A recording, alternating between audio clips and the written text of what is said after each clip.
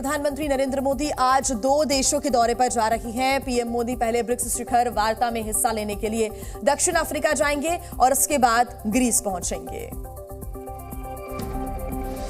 आज से पीएम मोदी 2 देशों की यात्रा पर दक्षिण अफ्रीका और ग्रीस जा रहे हैं। पीएम मोदी आज दक्षिण अफ्रीका के लिए रवाना होंगे, जहां वो जोहान्सबर्ग में 15वें ब्रिक्स शिखर सम्मेलन में हिस्सा लेंगे। ब्रिक्स शिखर सम्मेलन में ब्राजील, चीन, रूस और दक्षिण अफ्रीका के नेता भी शामिल होंगे। भारत की ओर से एक व्यापारिक प्रतिनिधिमंडल भी दक्षिण अफ्रीका जाएगा। इसके बाद पीएम मोदी 25 अगस्त को ग्रीस जाएंगे। ग्रीस के प्रधानमंत्री के साथ डेलीगेशन स्तरीय बातचीत होगी। पीएम मोदी ग्रीस में भारतीय मूल के लोगों को भी संबोधित करेंगे। 2 देशों की इस यात्रा में ब्रिक्स सम्मेलन बेहद अहम माना जा रहा है। इस बार ब्रिक्स के विस्तार को लेकर अहम फैसला हो सकता है। साथ ही इस सम्मेलन में वो चीन के राष्ट्रपति शी जिनपिंग से भी मुलाकात कर सकते हैं। हालांकि अभी तक ये तय नहीं है कि सम्मेलन में पीएम मोदी किन देशों के राजनेताओं से वार्ता करेंगे। इसके बाद पीएम मोदी ग्रीस के दौरे पर जाएंगे। अंतिम बार भारत की तरफ से 1993 में कोई पीएम ग्रीस गया था। ग्रीस भारत का एक महत्वपूर्ण यूरोपियन पार्टनर है और वो हमेशा भारत के लिए संयुक्त राष्ट्र की सुरक्षा परिषद में स्थायी सदस्य का पक्षधर रहा है। और आइए आगे बढ़ते हुए बात कर लेते हैं चंद्रयान 3 की, जिसकी लैंडिंग के लिए इसरो बड़ी तैयारी कर रहा है। इसरो का ऐसा कहना है कि चंद्रयान की चांद पर उतरने से 2 घंटे पहले ही लैंडर और चांद की स्थिति का जायजा भी लिया जाएगा। चंद्रयान के सॉफ्ट लैंडिंग को लेकर इसरो में गंभीर मंथन जारी है। लूना 25 के फेल होने के बाद अब चंद्रयान पर दुनिया भर की निगाहें टिकी हैं। इसरो की ओर से बयान आया है कि सॉफ्ट लैंडिंग से 2 घंटे पहले चांद और लैंडर की स्थिति का जायजा लिया जाएगा और अगर स्थिति उतरने के लिए ठीक नहीं है तो हम इसे 27 अगस्त तक के लिए आगे बढ़ा देंगे। लगभग 2 घंटे पहले हम ये निर्णय लेंगे कि उस दिन चंद्र पे उतराण करना ठीक रहेगा कि नहीं रहेगा। तो अगर मेरे ख्याल से कोई और मुश्किल तो आने वाली है नहीं और हम पूर्णतः 30 अगस्त को ही चंद्र पे उतरने का प्रयास करेंगे। बट अगर कोई हमको ऐसा आपत्तिजनक लगता है तो हम लैंडिंग को पोस्टपोन करके 27 अगस्त को करेंगे। फिलहाल चंद्रयान 3 चांद से न्यूनतम 25 किलोमीटर की दूरी पर चक्कर लगा रहा है। 23 अगस्त की शाम 6:04 पर चंद्रयान 3 चांद के उस हिस्से पर लैंड करेगा जहां दुनिया का कोई भी मुल्क नहीं पहुंच सका है। 23 अगस्त को चंद्रयान 3 चांद के दक्षिणी ध्रुव पर उतरेगा। और देखिए, चंद्रयान 3 की लैंडिंग में आखिरी जो 15 मिनट होने वाले हैं वो बेहद अहम होंगे। इसरो के मुताबिक यही वो आखिरी 15 मिनट होने वाले हैं जब लैंडर और रोवर को इसरो के कंट्रोल रूम से कोई कमांड नहीं दी जा सकेगी। चंद्रयान की सॉफ्ट लैंडिंग के लिए इसरो ने जान लगा दी है, लेकिन इस सॉफ्ट लैंडिंग में एक मौका ऐसा भी है जब इसरो का खुद चंद्रयान पर कंट्रोल नहीं होगा। दरअसल इस सॉफ्ट लैंडिंग में आखिरी के 15 मिनट बेहद अहम होने वाले हैं। आखिरी के 15 मिनट के टेरर से निपटने के लिए इसरो इस बार पूरी तरह तैयार है, क्योंकि यही वो आखिरी 15 मिनट होंगे जब लैंडर और रोवर को इसरो के कंट्रोल रूम से कोई कमांड नहीं दी जा सकेगी। लैंडर विक्रम को अपनी सुरक्षित और सफल सॉफ्ट लैंडिंग के लिए खुद ही कुछ काम करने होंगे, यानी लैंडिंग के आखिरी 15 मिनट के वक्त सारी जिम्मेदारी लैंडर विक्रम के कंधों पर होगी। इस समय सही ऊंचाई, सही मात्रा में फ्यूल का इस्तेमाल लैंडिंग के लिए करना होगा। चंद्रयान कई तरह से लैंडमार्क हो चुका है, जैसे कि उसने सबसे पहले चंद्र पर जो पानी है उसके बारे में जानकारी निकाली और दुनिया को बताया कि उसके दक्षिण ध्रुव में कितना पानी है।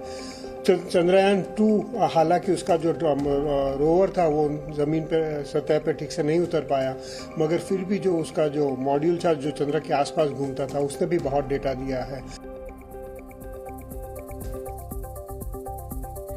और इस बीच चांद से एक और अच्छी खबर आई है। चंद्रयान 3 का चंद्रयान 2 से संपर्क हो गया है और इसरो ने ट्वीट करके इसकी जानकारी दी है।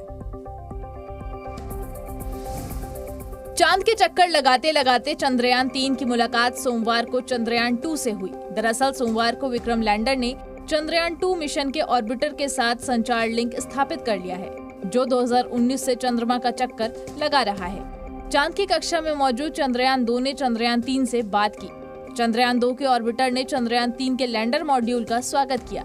चंद्रयान 2 के ऑर्बिटर ने चंद्रयान 3 के लैंडर को कहा, वेलकम बडी, यानी स्वागत है दोस्त। इसरो ने बताया कि दोनों के बीच 2-वे कम्युनिकेशन स्थापित हो चुका है। अब बेंगलोर में मौजूद मिशन ऑपरेशंस कॉम्प्लेक्स के पास विक्रम लैंडर मॉड्यूल से संपर्क के कई रास्ते हो गए हैं। 2019 में चंद्रयान 2 मिशन का यह ऑर्बिटर अभी भी चांद की कक्षा में मौजूद है और उसके चक्कर लगा रहा है।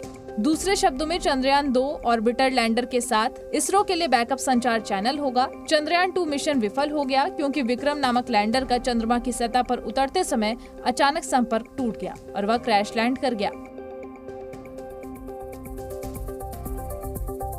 और देखिए, विक्रम लैंडर ने जिस कैमरे से चांद की तस्वीरें भेजी हैं, आप ये जानकर हैरान रह जाएंगे कि ये वही कैमरा विक्रम लैंडर को चांद की सतह पर उतरने में अहम रोल अदा भी करेगा।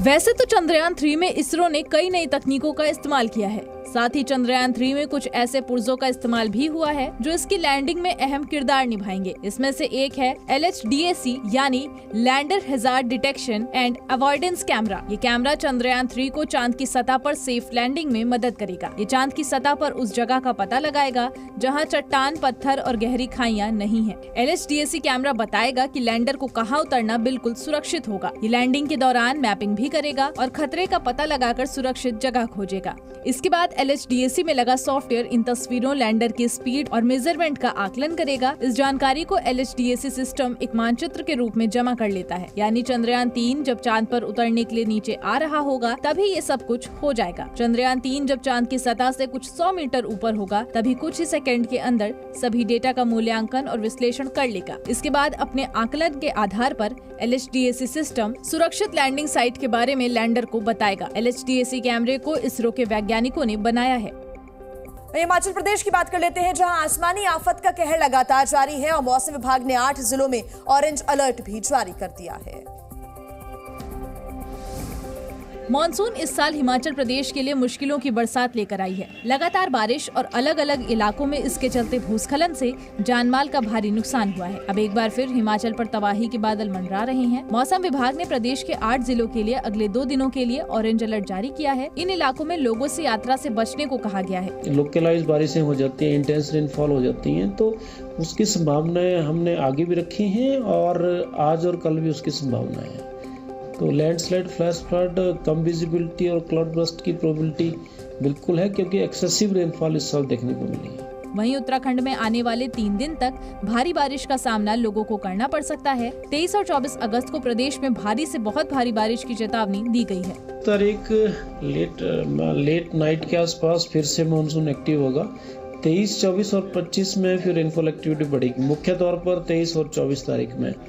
इन दिनों वाइड स्प्रेड रेनफॉल होंगे और ऑरेंज अलर्ट भी रखा हुआ जिला सिरमौर, सोलन, शिमला, बिलासपुर, मंडी।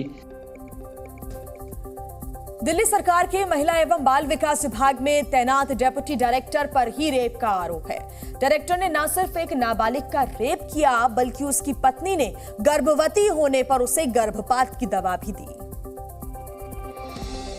दिल्ली में महिला एवं बाल विकास विभाग में तैनात डिप्टी डायरेक्टर पर ही रेप का आरोप लगा है। डायरेक्टर ने जिसके साथ रेप किया वो न सिर्फ नाबालिग है बल्कि गर्भवती होने पर आरोपी की पत्नी ने अपने बेटे से दवा मंगवाई और उसका गर्भपात करवा दिया।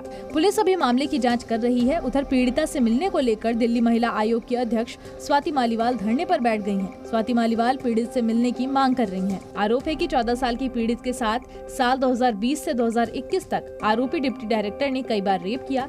इतना ही नहीं, पीड़िता जब प्रेग्नेंट हो गई तो ये बात उसने डिप्टी डायरेक्टर की पत्नी को बताई तो पत्नी ने अपने बेटे से दवा मंगवाई और उसका गर्भपात करवा दिया। पूरा मामला तब सामने आया जब पीड़िता को एंजाइटी अटैक आने लगे। इसके बाद उसने काउंसलिंग के दौरान ये बातें बताई। उसके बाद मामले की सूचना बुराड़ी पुलिस स्टेशन को दी गई। जानकारी के मुताबिक पीड़िता ने लगभग 2 साल बाद पुलिस में शिकायत दर्ज कराई है। पुलिस ने इस मामले में IPC की धारा 376(2), 506, 509, 323, 313, 120B, 34 और पॉक्सो एक्ट के तहत मामला दर्ज किया है। असम की हिमंता बिस्वा शर्मा सरकार ने राज्य में बहुविवाह को खत्म करने की दिशा में अब एक बड़ा कदम उठा दिया है। इसके लिए सरकार ने प्रस्तावित कानून पर जनता की राय मांगी है। असम में एक से ज्यादा शादी करने पर बैन लगाने को लेकर कानून लाने की तैयारी की जा रही है। राज्य के मुख्यमंत्री हिमंता बिस्वा शर्मा ने इस मामले में लोगों से सुझाव मांगे हैं। उन्होंने एक्स पर एक पोस्ट कर लोगों से बहुविवाह पर प्रतिबंध लगाने के प्रस्तावित कानून पर सुझाव देने की अपील की। नोटिस के अनुसार लोग इस कानून पर ईमेल या फिर डाक के माध्यम से अपनी राय 30 अगस्त 2023 तक दे सकते हैं। इससे पहले मुख्यमंत्री ने 15 अगस्त को स्वतंत्रता दिवस के मौके पर कहा था कि राज्य में बहुविवाह को समाप्त करने के लिए जल्द ही एक सख्त अधिनियम लाया जाएगा। इस विषय में जो कुछ भी होना चाहिए ये राष्ट्रीय स्तर पर सूझ में होना चाहिए। आप टुकड़े टुकड़ों में करके आप अपने कम्युनल एजेंडे को ही आगे बढ़ाएंगे और उससे देश के अंदर एक प्रकार से विद्वेष फैलता है। कांग्रेस नेता हरीश रावत ने हेमंता बिस्व शर्मा पर निशाना साधते हुए कहा, सरकार अपना कम्युनल एजेंडा फैला रही है।